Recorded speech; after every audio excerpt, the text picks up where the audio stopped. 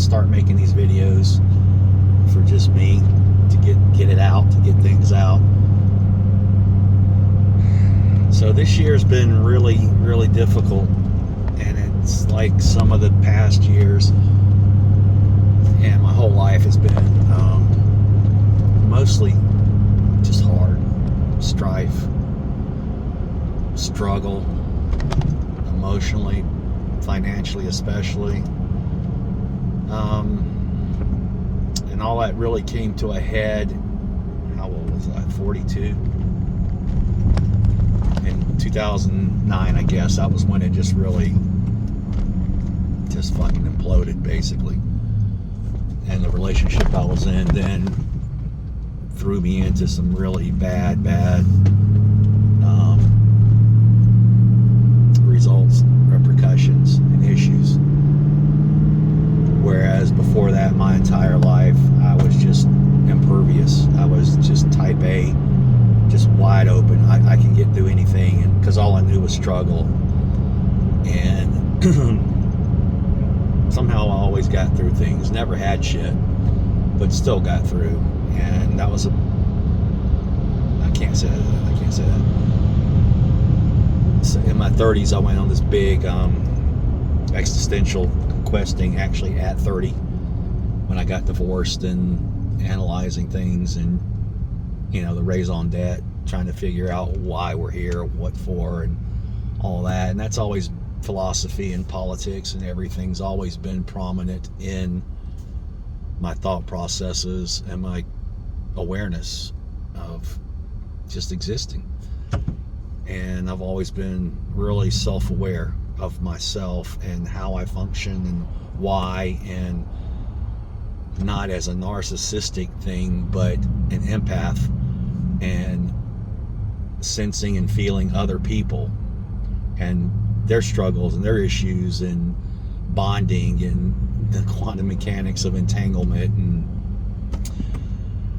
laws of attraction and all of those things.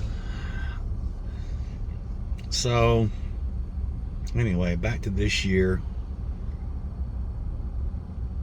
I've gone through another metamorphosis, and I don't know how many times I've done that. You get broken up, you break yourself, life breaks you, people break you, things break you, and you rearrange your parts.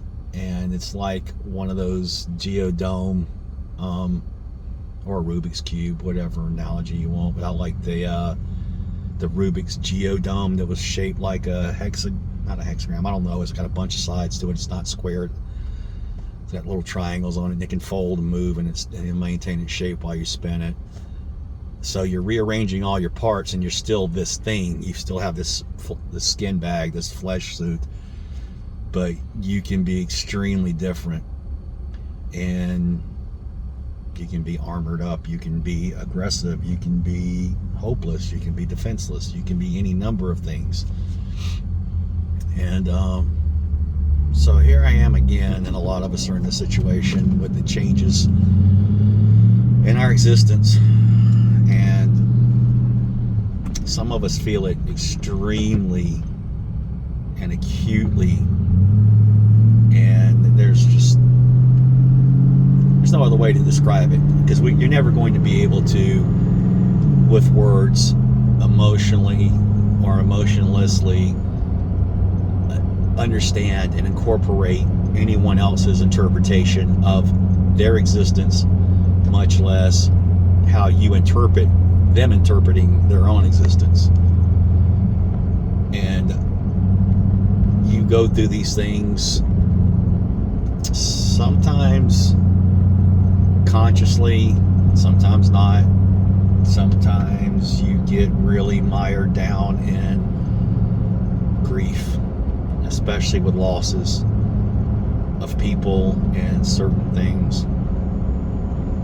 And my little boy, I can't describe how much losing him just fucking devastated me. And it's been a month and a half, and literally today I get up with a different sense of coping or acceptance. and I haven't had it, and it's been coming. So basically for a month and a half,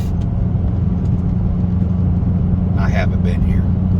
You may have talked to this, but I wasn't in here, and I don't have memories of the whole month.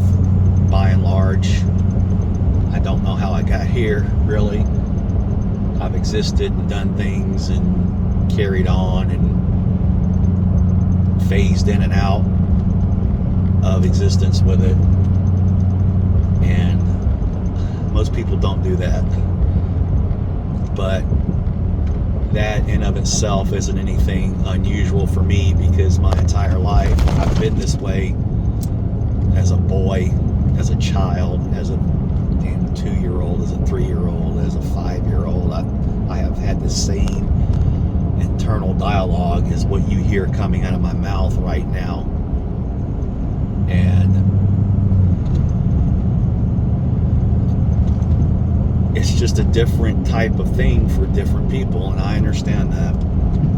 And then you get into quantum mechanics and dualities, multiple universes and different phases, multi-dimensions, and that's all tangible to me. It's all something I completely understand and can't quite grasp as far as a sense of navigating through it and controlling things. Whereas before 2009, especially as a child, as a boy, I had these incredible abilities of leaving my body is the only way to put it. Vivid dreaming, vivid imagery. My hyperphantasia was just unbelievably strong. 2009 took almost all of it from me. I've been able to regain it to a certain degree, but nowhere near what's normal for me. And hyperphantasia is when you visualize or see things that aren't maybe there for other people. And I guess it would be something like being schizophrenic, but it's not, because you're not psychotic in those abilities. Basically, your field of vision will have, mine has anything else I can think of. And it's not like a hologram, it is a rendering just like this phone in front of me. And it can be any number of things. I can be talking to a person, and 2 foot away in between us, I can be watching myself practice guitar, or I can watch a movie over here, or down here I'll be thinking about something else going on, or over here I'm building an engine, or over here I'm looking through a body and seeing how things work. It's all real, like on Star Trek and stuff, when they start moving data in the air. That's how I see it, except it's realistic. It's not a hologram or some superimposed thing. It is as physically in my field of vision as the trees are on the side of the road. That's hyperphantasia. That's how my brain works. Looking at blueprints, they're just line drawings. They're one-dimensional flat lines. I don't see them that way. I see them fully rendered in 3 dimensions, like the Windows screensaver with the tubes that would run on the screen and just develop. That's how it looks like when I'm looking at a set of blueprints. So going through all these changes is, I'm running away with myself trying to get through this. We lose things, we lose people, we lose things that are very important to us. A lot of us are very internally symbiotic with these things. These things and people are literally a physical part of me, and on a spiritual level, definitely part of our shared consciousness. And therefore, the effects that you get hit with when you lose these things, when you're going through strife and struggle and you have so much awareness of everything. It's overwhelming. It's just, you know, I just don't have words. There's just not words for it. And on that note, I'm moving further into nonverbal, not communication, but nonverbal and non-conscious knowledge. I've been spending a lot of time this last month and a half, and I always spend a lot of time in my head. And I just know things now. And it's been that way my whole life. You just know things. You don't have to study something. You don't have to be immersed in some foreign language or some philosophy or the mechanics of something or how something works. You just know it. That's just the way it works for me. And going like this, my point is, I've been lost on everybody almost my entire fucking life. No one has any real perception of what I am. And everyone has their own perspective bias. So you think and interpret within those metrics and the paradigms that you've come up through your emotional activities, your hurt, your loss, your suffering, your rewards, your benefits, your growth, your pleasure, your desire, your greed, your hate, your love, all of those things. They are your consciousness that you can't say you allow these things as much as they become, but you can get to a point, or you get to a place where you can control and alter the manifestation of the effects of these things. And I wish that the retrospective of it, I wish I knew 10 years ago, or as a boy, or whatever. I wish I knew then what I know now. And you get to this point, or I have got to this point now, where I just have to do what I can do. And I'm tired of making compensations for others. I just can't do it anymore. I'm tired. And the need to be understood is pretty waning. It's just not that important anymore. All I've ever done is try to be good and to try to help other people. And my pleasures haven't generally been selfish things or carnal things or indulgent bohemian things. So I don't care about money. I've never cared about money. I've never wanted to be famous. I've never wanted to be rich. I've never wanted a giant house. I've never wanted movie stars as girlfriends or stuff. I just don't, it doesn't register for me. I don't care. It does not click. I've loved knowledge and science and beauty and art and pretty things and interesting things and unique things, and questing for those, to be on those ideals, to be on those levels. And all my questing and reasoning and readings and searches throughout my life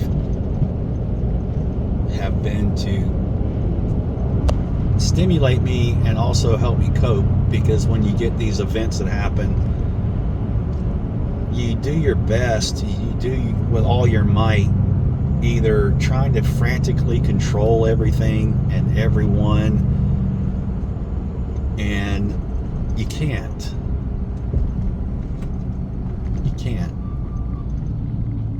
And that's not to say there's no point. You're supposed to try and strive, but you're not supposed to be so attached to an outcome of desire that you have or want. And most people don't have that at all. And I don't give a fuck if people think I'm being grandiose or narcissistic or whatever. I don't fucking care. I don't fucking care anymore.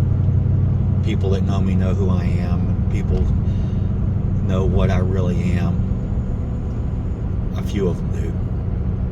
But having said that, no one really has any affinity for what's in my consciousness, in my being, my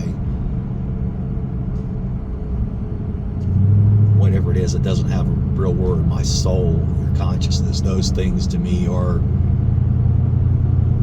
the essence, and that is the root of everything. It is this hippie thing, all these archaic belief systems and alchemy and astrology and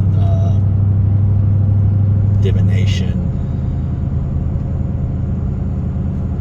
Here we are with quantum mechanics, and it basically says that's what it is, but people don't want to say that. So everyone still rails against certain truths and things that have been clearly evident for centuries.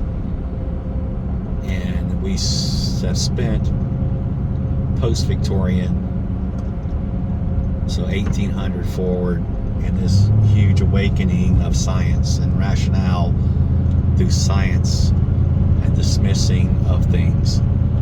And it sounds crazy, but yes, there's a small select group that basically have a chokehold on the rest of humanity and civilization. I know that for certain. The other things, and there are many that I do not know for certain, are these ethereal beings and folklore, we want to say, superstitions and things like that. Stuff that's really archaic religions. But looking at it from this point in our existence back, I have no ability not to connect these things and put them all together across civilizations and time and cultures. And they're all saying very, very much the same thing, but with different, descriptors, because they're a different culture. And here we are at this big turning and this big transition, literally right now. Last night, did it have something to do with the eclipse? I think so. All these alignments and things, these vibrations. Everything is energy. Everything is vibration. Everything is tied together. That's the source of everything. Matter comes out of consciousness and vibrations and energy. That comes first. Is there some omnipotent old man in the cloud with a big white beard and flowing robes? I don't think so. I do, however, think that there is a great consciousness, and it is an omnipotent thing. It is everywhere, and everything is contained in that field. And we all interact like that. And having the ability to leave your body and meditate, and science people put it off as hallucinations and brain chemistry changes and biochemical reactions and that sort of thing. And yeah, it is. That's what's happening within this interface. This is an interface. It's like a computer and an antenna, and it interprets and takes in and broadcasts out. So your brain isn't you. When you die, how do they tell you're dead? They check your brain waves. And they'll say, your energy is heat loss. That's all it is. Thermodynamics and basic physics. When you die, your energy dissipates and falls away. Well, make up your mind. Either energy is perpetual and can't be destroyed, or it can. And as far as reincarnation, karmas, and things like that, I really don't know. I can't say that yes or no either way. I don't know. None of us do. And on that note, you don't know anything. You accept things and you may believe things, but you don't know. You don't have but so much technically empirical data sets that you can, yeah, this works this way, this works this way. Because in pretty much every fucking codification and law, somewhere in it's a waiver. Somewhere in it is a has a drone, a little bee already out. Somewhere there's an exception to these rules. There's something that doesn't work or adhere to one specific thing. There's always outliers. There's always an outlier for every damn rule, every tangent, every proof, every theorem, everything.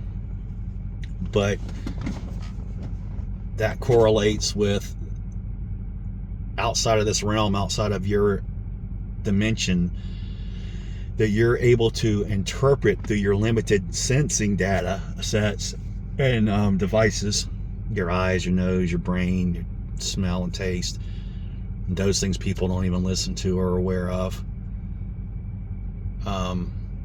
We have a very limited ability to exist in this. Our bodies are fragile. Even our minds can be fragile. And existing is a hard thing. Some people are blessed, just like the Matrix, you know, they don't know shit. They're not aware of shit. They don't care about shit other than the shit they care about, which is this much. So gratifying and having fun or getting through. You don't even have to have fun for a lot of these people. It's just existing, and they're able to continue and perpetuate. But not everybody's like that. But, you know, that's the outlier. And by and large, most people are very myopic and caught in perspective biases or regulated by traumas that keep them broken. And with your neuroplasticity, you really have to work for that to happen after going through hurt, loss, and grief to continue functioning in this paradigm.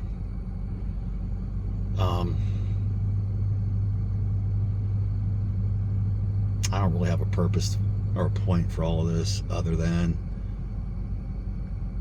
this year's been very, very hard. And again, I've had it much worse, which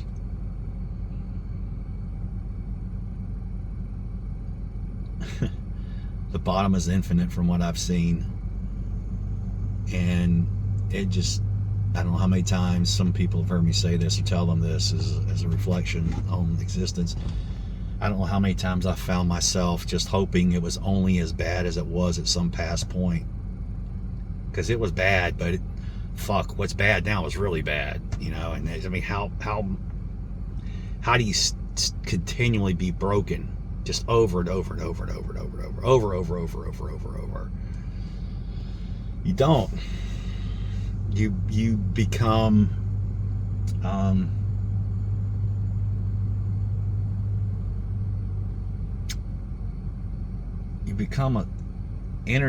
a source of energy. And the last couple of weeks, I really am moving into a belief in a demiurge, like an evil creator, and we're on a prison planet, and we're trapped here. They keep us in strife and chains, because if this was a simulation, why would they make it so hard? You know, if this was not a real existence, or why would they go to all the effort for billions of people that are just consumed with loss and hurt and struggle and hate and greed? If they really wanted us content, then you would think that we would put out a better energy field if we were happy. But the energy that's needed comes from angst and being bereft and hurt or scared or terrified. Seems to be much more powerful. But everything I see and have been told and read and have interpreted, being benevolent and loving helps or is stronger than anything. And I don't know how to get to that place, because I'm always making fucking breakthroughs and changes at some point. But being absolutely devastated and crushed for a month and a half and losing the things I've lost, and the timing that things change and losing people, and then my boy,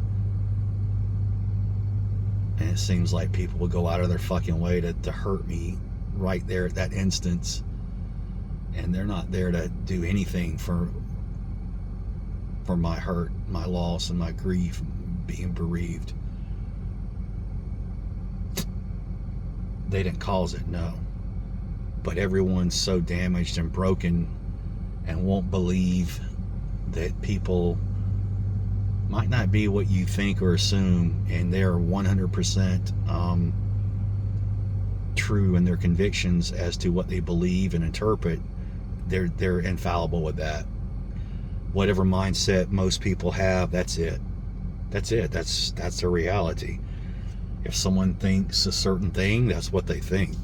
And very few people can discern anything other than that, and they don't want to hear that, and they don't want to accept anything other than that, because the comfort and security in your belief of what you believe is ironically not beneficial for you. It's just a normalcy that you stay in. You don't know anything else. And change is really, really difficult for a lot of people and a lot of things.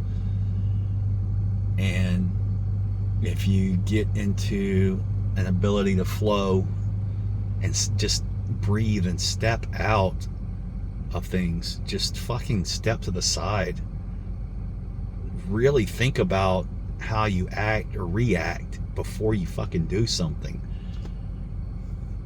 Did that guy mean to step on your foot? Probably not. If he did, it's probably an accident. But you're going to go off on a tangent because you feel as though that's a proper course of action. Someone maligns you, or you swear up and down. You just know that they're fucking doing dirty shit and bad shit. You just know it. You might, but you might not. If they have a history of that sort of thing, and you know them, and everyone has the same view, or you have these feelings about things, you have an intuition. You wouldn't be comfortable or attracted to a person in any kind of setting, romantic, friendships, hanging out. You wouldn't be comfortable doing any of those things if there wasn't some basis for it. I don't think. You're going to come across a sociopath that hides all this stuff, and most people are blind to these people. I'm not. But you thinking things about people and actions and results, it's always from a perspective of you having no input in that. But you do. You have full fucking input into what you have in your life, one, and the things you attract into your life, two. And that's a very dynamic process. It's not easy. And some people that have, the people that are better off, I think, are the people that don't sense and feel, that are able to just fall in and play by the rules and do what they've been taught without excessive emotional attachment to anything. You know, they're the people that will end up in relationships with someone and get married, and that's it. They don't have any kind of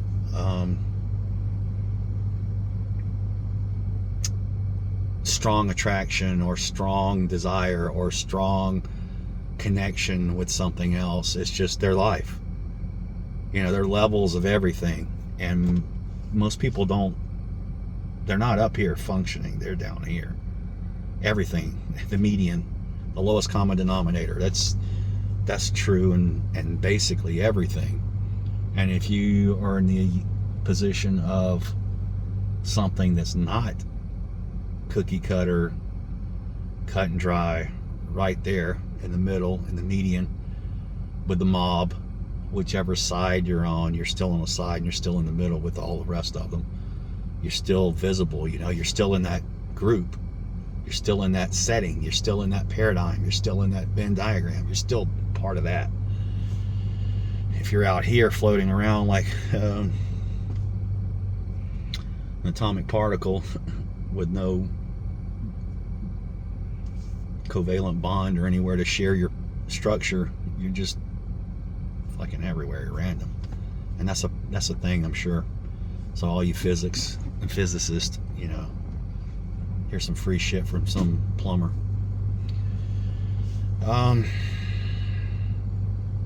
Anyway, with the rambling, we're at a very, very difficult time for a lot of people,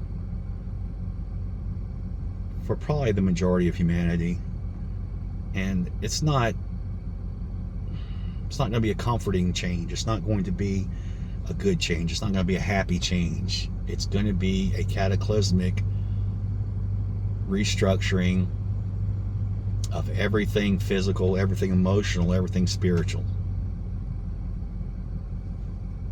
And I'm here through, at this point, from all the peregrines are out too. That's awesome.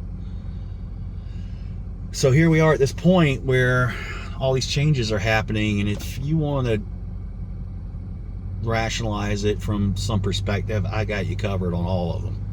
Whether it's science, physics, solar cycles, geologic cycles, astronomical cycles, astrological cycles. It's all cycles. With the big thing is all of those disciplines, the cycle is lined up just like all the planets last night and today, right now, and everything's going to change. And we are only here for a little while. And when you get at this age and this thing starts failing and you're trying to rationalize and reconcile your life and you know, still trying to figure it out, some part of me really wants reconciliation, and I'm pretty clean with almost everything and everyone. I still feel the need to reach out to a few people and either tell them I'm sorry, or I love them, or thank them, or they were important to me, or whatever. Even though it didn't work, they had a big impact on me, and I did the best I could at that time. And again, people want to put people in boxes. They want to compartmentalize everything. They want control over everything, every facet of their life. This is my thing. This is my kid. This is my cat. This is my husband. This is my boyfriend. These are my children. I go to this job, and they have all these little neat little compact things that all fit together in a nice little container in their existence. But when one of these little pieces has its own identity and will and isn't able to be integrated and click like reciprocating poles of a magnet, and they just click. Okay, it clicks, and there's that stability. and the lack of entropy and discord, all of a sudden it's trauma for somebody. And you got to get in control of that. You've got to rationalize that. You've got to analyze that. And typically people will fall into, oh, it's got to be something malignant. It's got to be something malevolent. It's got to be bad. It couldn't be that you were in your own headspace and you're unaware of anything else other than your existence and how struggling you are and how insecure you are and how vulnerable you are. Yet you want to maintain control and you just can't do it. You will wear yourself out. You will destroy yourself. So you've got to do your best, and you've got to be conscious of what you think. Not saying what you think is always necessarily wrong. Your opinions, your views, those sorts of things, they may not be popular, but you could very well be right. And again, some more irony with that is you may be right on these certain points, but if you do these other things, what you're correct in have no validity, you automatically get dismissed. It just negates every fucking thing about you or that person's existence through their whole history. Yeah. Which, correlates with this complete breakdown of structures in society and what we've gone through post-COVID. That was that's the beginning of the Great Reset, this reset that we're in. And it's all social engineering. It's all deliberate. It's all fucking codified and laid out and been planned for decades, possibly centuries. And with the technological advance we've got now, just in the last couple of, I go into this often a lot too, the ability for us to be influenced and controlled now, it's a logarithm. It's no longer exponential. It's no longer Moore's law. It's no longer any of that. Just how differently AI functions this week versus 2 weeks ago. And I loathe this shit. And I'm trying to angle it, trying to outsmart it. I'm trying to manipulate it. I try to put containment devices in my head when I interact with this. But it's like everything else is modern. You're controlled through it. They fucking lead you by the hand, and people are too fucking lazy and stupid, and they have no self-will. They have no self-accountability. They just go with it. Your iPhone's fucking my biggest example of that. The iPhone tells you what it does and doesn't do, and you just fall in. That's what you do. And now Android's falling right in there with it too. Android's not like it was when it first came out. And I think that they make all these different avenues of things to ultimately exploit human weakness and greed and things along that nature, because we're so pliable and predictable, and we're easily manipulated. We're easily influenced. They just break you. Little by little, they take away something from you, and you accept it. You keep accepting your loss instead of realizing you're losing. And I hate using that analogy of boiling the frog in the water. You just keep turning the heat up a little bit, and it doesn't realize it's boiling. Or you take the link off a chain, and the dog keeps running. It's going to keep running, but each time it just got less and less. Or you can give it more and more. But typically it's restricted and restricted and restricted until you can't even fucking move. And that's what they're doing through all of these digital interfaces and media and control devices and outlets. And it's really bizarre to see human beings maniacally pushing this and wanting this and making the masses, and you people are so fucking stupid, you're okay with it. It's bizarre to me. I am not a follower. I just don't understand any of that. I'm not a suggestive salesperson. No, I fucking don't want fries with my order. No, I don't want to upsell. Don't fucking call me offering me shit. Fuck off and leave me alone. I know what I want. And people aren't like that. They're so suggestive and easily manipulated and influenced. And you just can't be this way. That's what I say, but I know better. So anyway, I don't know if anyone will ever watch this. It's long-winded now. And point being, you're probably wrong about a lot of things that you're sure of. And you don't get the ability to have perspective without having self-awareness. You are in your positions and situations very broadly because of your choices, actions, and thoughts, or lack thereof. If you let and allow the universe to make all your decisions, and other people, I let people make decisions for me all the time too, but I'm giving them rope to hang themselves with. And okay,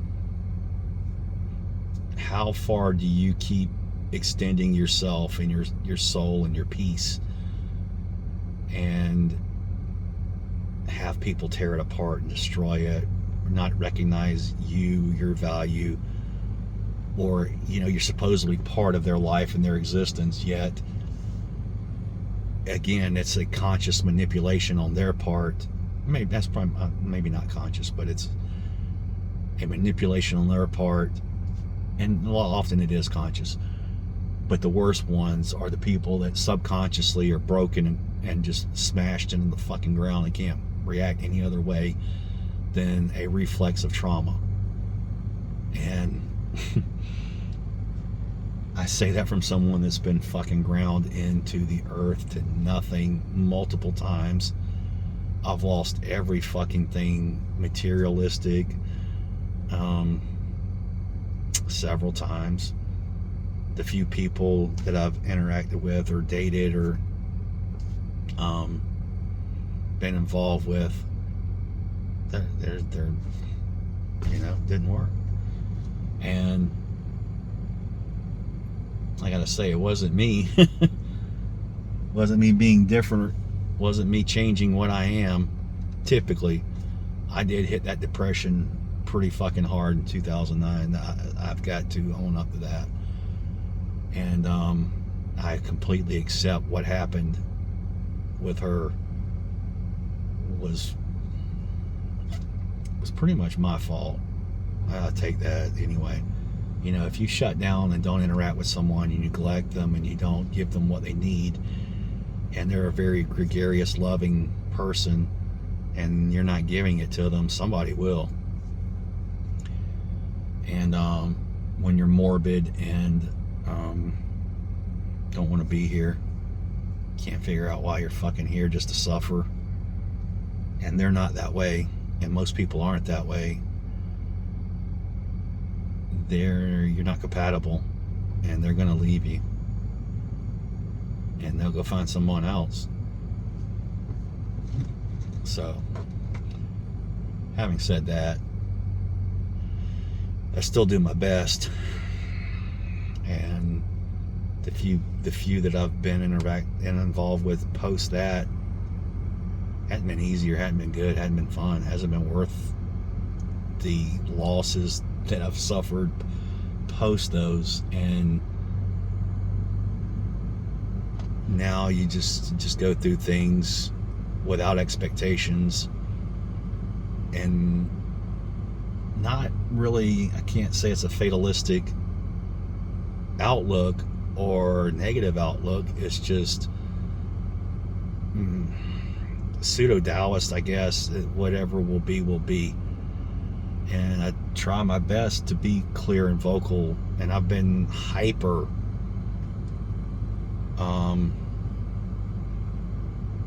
vocal and trying to make sure that I understand why someone says something, or what they meant when they said something, or what they did when they did something.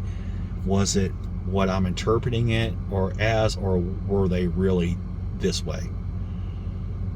And that goes back to, don't be fucking reactive in your day-to-day life. Everyone would be much better off if you took 2 seconds to just go, how do I want to go from here? What's going to happen if I do this, or I do this, or I do that, or this, or that? I think in fractals. I don't think just one fucking thing. But you've got to persevere. Almost everybody out there has someone that really does love them, and has people that they do affect, and has people that are glad that they're still around, and needs them and wants them. Whether or not they get to interact with them, there's still some kind of sense of comfort for people that know that somebody that they care about still exists. Because when they're gone, that's it. When this physical body leaves, you don't get it back. And most people aren't equipped with the ability to get any kind of reconciliation after their person and being goes. And it's not easy being here, existing without that thing that you want. I don't even fucking want to go in the house still. It's so empty without my boy.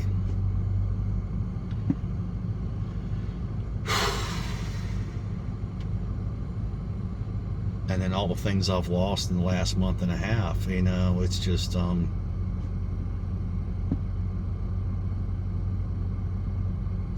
guess it's the word somber. I'm just kind of, okay, today.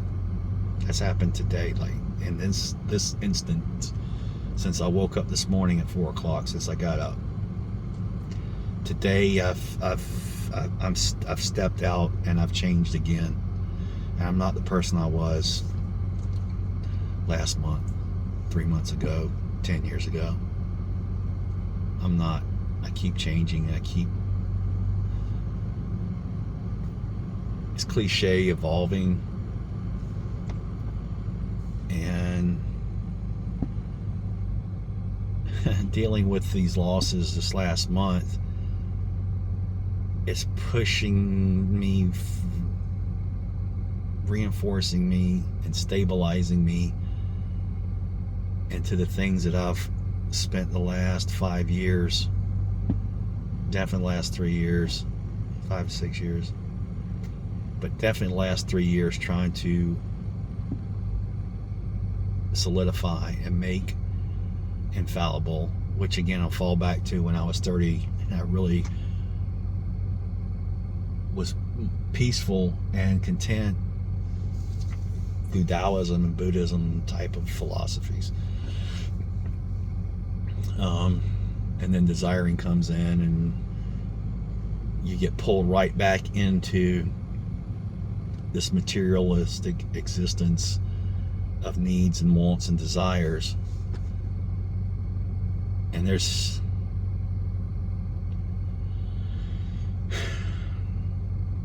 more to it than just being there as an automaton without any kind of, you know, you want to eat a candy bar. You want to hear a piece of music that moves you. You want to see a beautiful picture. You want to see, you know, my perfect little kitty nuggins, or a pretty woman, or a pretty person, or I like seeing people that are aesthetic and intelligent, unique, and have energy, a positive energy or a unique energy. I need those things. It's just what I am. I need people to be okay. I need to help people. I need to do what I can, and I always have. And that's why I'm here. That's what I do. But me being this way is a threat to a lot of people in like a one-to-one relationship, a dating marriage thing. Yeah, they don't fucking want it at all. They don't understand or get fucked off if you tell someone you love them or you like their picture, or everything's a fucking threat, even though you're with this person very vulnerably and intimately, and those things don't mean anything because all they see is you not being there. Holy fuck. I'm just looking at my radio on the dash, and it's Doo-Doo Butt's face. I didn't know that it synced with my phone's screen. Every time I open my phone, I see that boy's face. It always hits me the same way, which happens with some people and some things. And, you know, every time it's the same thing. Every time it's the same comfort or the happiness or emotion. It's the same thing. And now I'm rambling. I've lost train of thought. So I'll just shut it off and say we're all being consumed, and it's a very difficult existence that we're in. And do your best to be good. And be good to yourself. Be a good person. Be the best person you can be. I don't know how that resonates with pieces of shit. Do you know you're a piece of shit if you're a piece of shit? These sociopaths and these greedy fucking people and these amoral and abhorrent people that are just proliferating, you know, it's easier. And on that note, you know, you want to know how greedy people get through this world with no punishment, with impunity, how greedy people are able to get through with things and be rich and